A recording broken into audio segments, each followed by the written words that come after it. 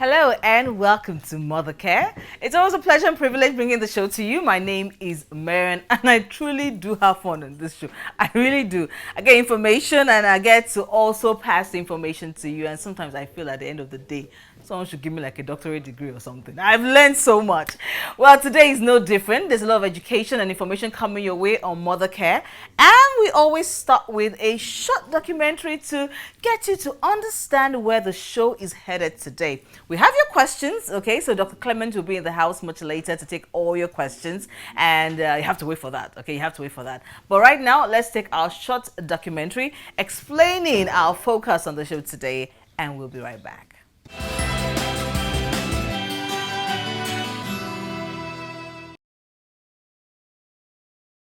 Primary infertility is the failure to conceive despite 1 year of cohabitation and exposure to pregnancy. It is a common, preventable, but neglected reproductive health problem.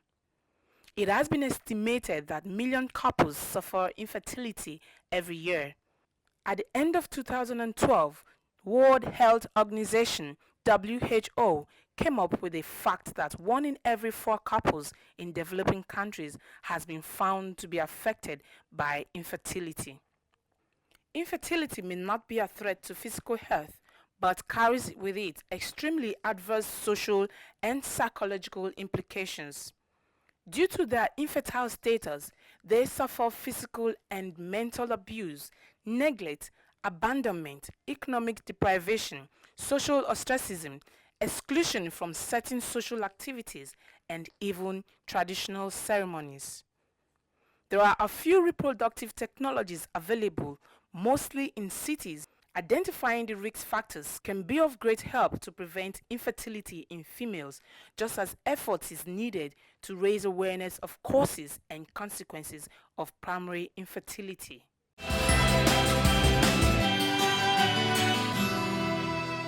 Welcome back. So now you know the topic, it's primary infertility, and our doctor will shed more light on it. But before we get the doctor come and tell us the technical part of it, let's go to the streets and talk to real moms as they deal with this very real issue.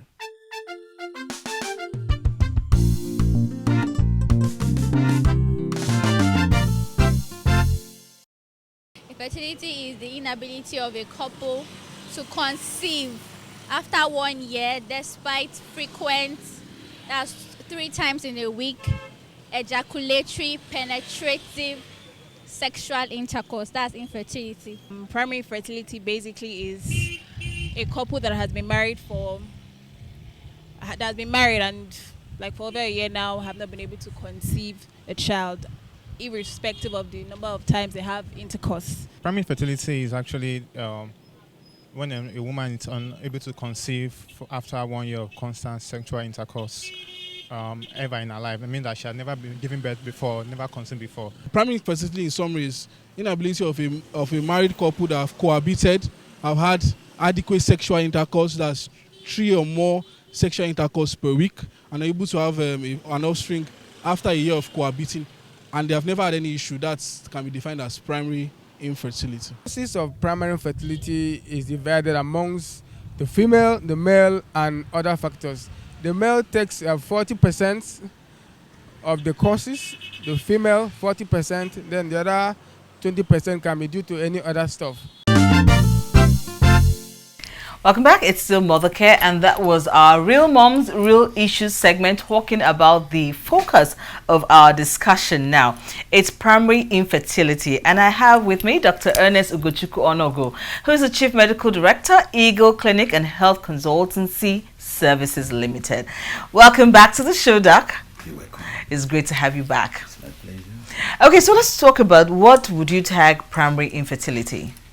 The word primary there is that the person has never achieved pregnancy, for instance. He's never been pregnant before. He's never experienced pregnancy.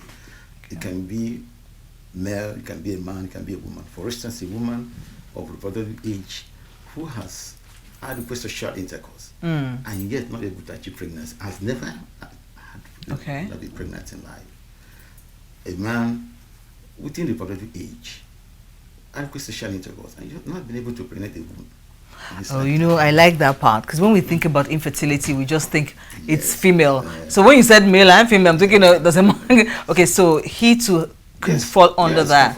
Yes. Okay, so what would cause it? Because I know that a lot of times when you read all this, ask doctors something in a paper, a lot out of 10 questions, 7 is always about fertility. What is the issue? What would cause primary infertility? Okay, I will just go straight to the man.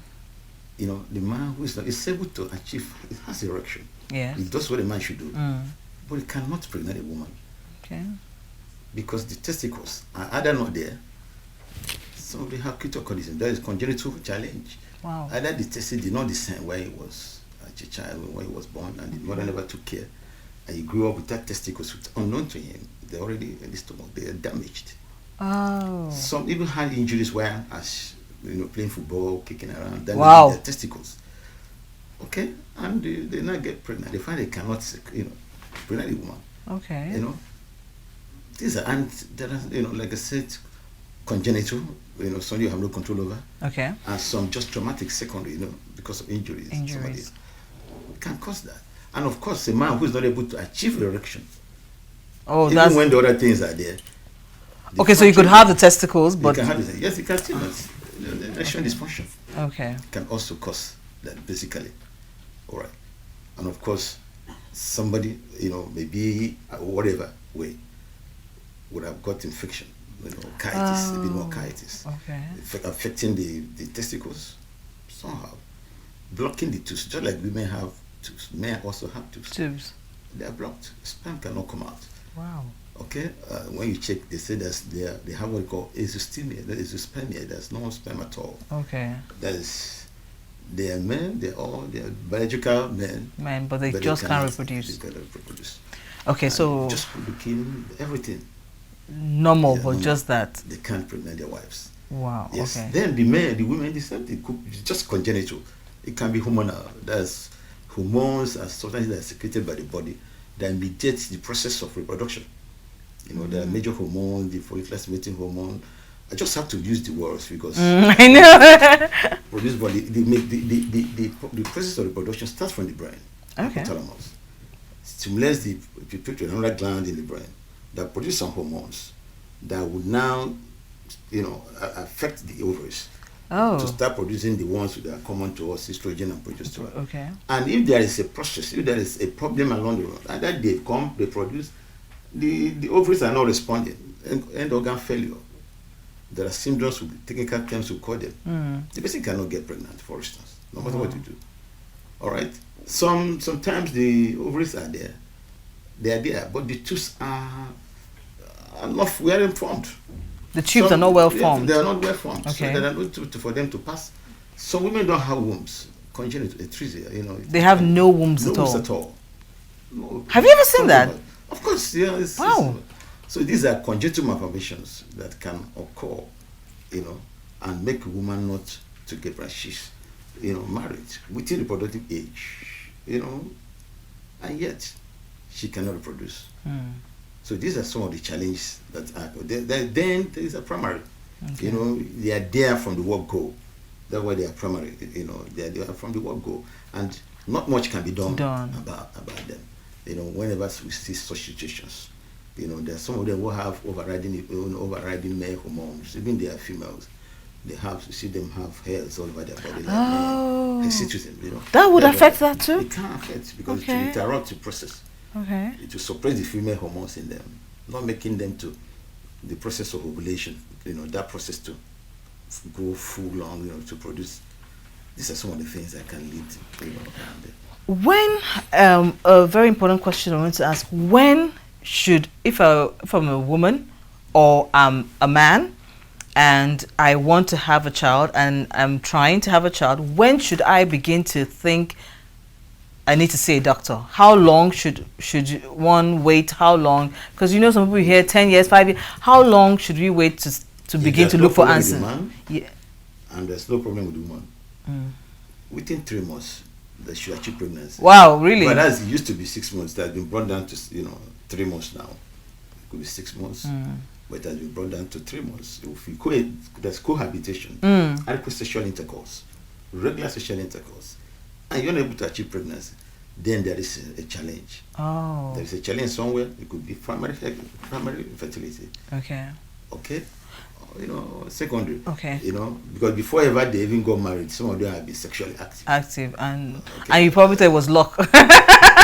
And you didn't. Okay, so no, but seriously now, if it's the primary infertility, no solutions? Is it that's just the way it's going to be, or are there ways to go around it and still achieve pregnancy? Because solutions are there. Of course, you have the in vitro fertilization. Okay, so you can do the IVF even if you have a primary infertility. Of course, is mimicking the environment, mimicking the body environment. Okay.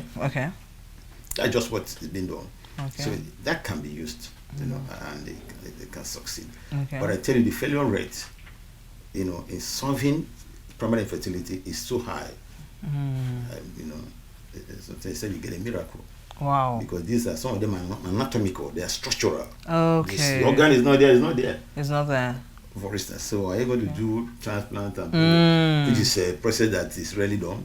Okay. So sometimes, except you need a miracle. I mean, except there is a miracle, you don't achieve pregnancy. Okay. The person has no testicles, doesn't have testicles. That's it. There's no... Okay, now let me come back to that testicles. It might be funny because I'm a female, but I want to ask about that testicle thing. Is that where the sperm is stored? Is that the reason why if it's not there, that's it? Okay, the testicles is like the factory. Oh. Where there are cells, there are Sertoli cells that produce the sperms. Okay. And when they are produced, they go through some channels. Okay. Through some epidermis, like small channels, tubular structures. Then end up in one pipe, one major tube called the somatic cord that moves that. If the factory has nothing, it won't bring out anything. It will just come out when it gets to somewhere the prostate. These are the semen, but no sperm in it. But the semen is produced by the prostate. Oh. It's not secreted by okay. It's a prostatic secretion. Now, if there are sometimes the sperms are there most of the time, and this occurs most of the time when there's secondary infertility in a man. But because of infection, the factory can be damaged, the sex are damaged, the tubes can be blocked, like all those processes, tubular process can be blocked. So sperm will not even find its way to the woman. Wow. Okay, so I'm sure somebody's thinking, why are we today? Because a lot of times we talk about the woman. So I wanted a bit of clarification with the man. It's a factory. I'm going to think about it in a different way now. Those testicles are factories. Thank you, Doc. I'm going to have the doc come back and talk about secondary infertility because today we dealt with primary, so we're going to have to deal with secondary and understandable. Thank you so much for the education today, and I learned something new and the information, and we do hope that you come back and tell us the second part of infertility. Thank you, Doc. Okay, we're going to take a short break. Let that simmer in your mind and the explanation, and I really like today because the focus was on both, and and the factory thing is still in my head. Take a short break. When we come back, Dr. Clement will be in the house and we'll be having our questions answered. It's still Mother Care. Stay with us.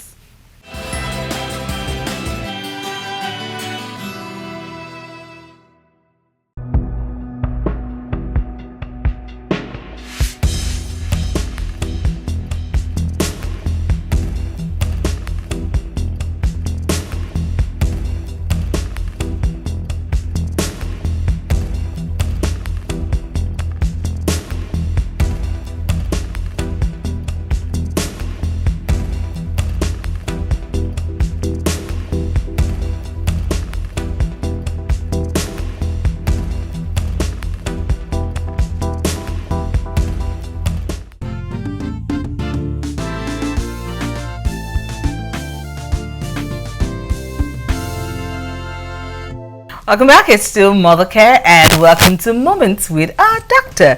And we have Dr. Clement in the house. It's great to have you back with us. Always my pleasure. And we've got questions. We're going to go straight into it because we're going to try and get as many as possible today. Okay, the first one says, please, doctor, why do we have disabled kids immediately after they're born? Now, I guess they're trying to explain how do you give birth to a disabled child. First of all, Miriam, you are very excited today. Yes, Is it because of I learned the about the factory factories. thing? Yes, I learned about the factories. Okay. Looking at it from that perspective, the factory thing, that would also be a problem. Really? Yes, because the doctor said in the next episode we'll be discussing secondary infertility. Yeah. sometimes there are sperm cells that are not well formed. So, medical term, they say chromosomal abnormalities. So if that pregnancy manages to cross through, then you are likely to have a baby that is not well formed, that the limbs are not there, or the head is not well formed, and all of that. So the baby is malformed already. But sometimes it could also be as a result of like preterm babies, premature babies, that the delivery was not properly managed. Maybe instead of going through CS, the woman insists, I'll have my natural birth, and that baby could not go through the stress. So you could have damages to the brain. And when looking at malformation, it's not just looking at the physical malformation of the child. You know, there are some babies, they don't develop well as it should be. When they are supposed to sit, they are not sitting down. When they are to crawl, they don't crawl. You know, they need help all the time. So you can trace it back either to when the baby was formed, the drugs that were taken, and the care that was given, the kind of delivery the baby had, and all of that could contribute to a baby, a special baby. A special baby. I like that, a special baby. Okay, this one says, I'd like to ask, my wife is 11 weeks pregnant next week.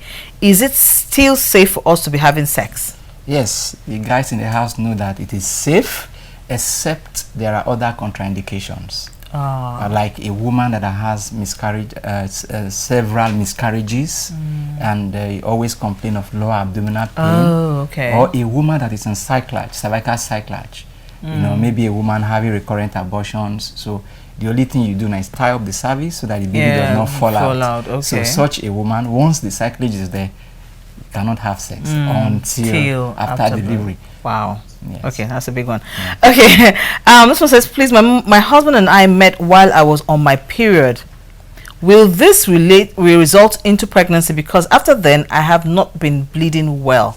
Yes, the answer is yes. Wait, really? Yes.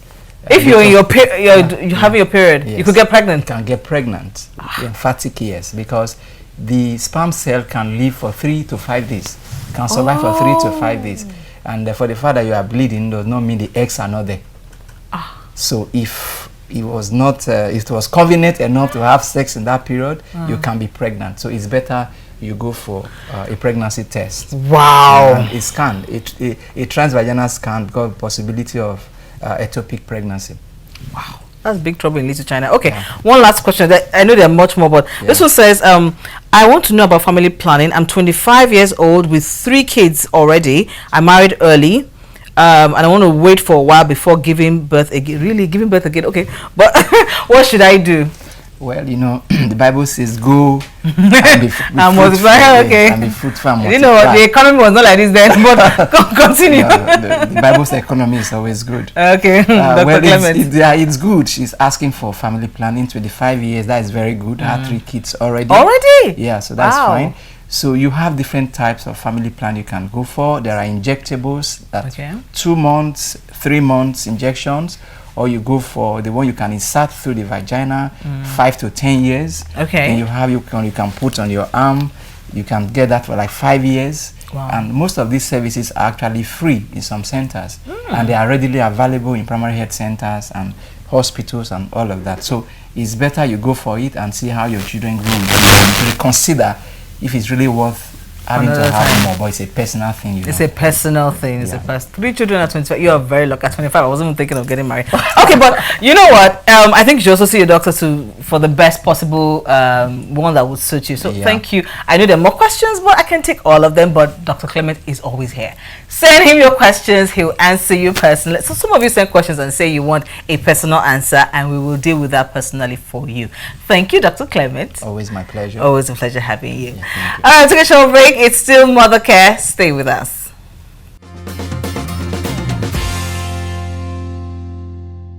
And that's been an offering today on Mother Care. I do hope you've had enough information, education, a little bit of entertainment. Thank you so much for being a part of the show. Remember that you can get in touch with us with your questions, your inquiries, or anything you'd like us to discuss on the show. All our information you can see on the screen right now. It's always a pleasure getting all the views, opinions, and comments and questions from you. We are very grateful. Well, that is it today. My name is Marian. Always a pleasure having the show shared with you every week. I will be back next week. And I always say to every woman out there, being a mom, best job in the world.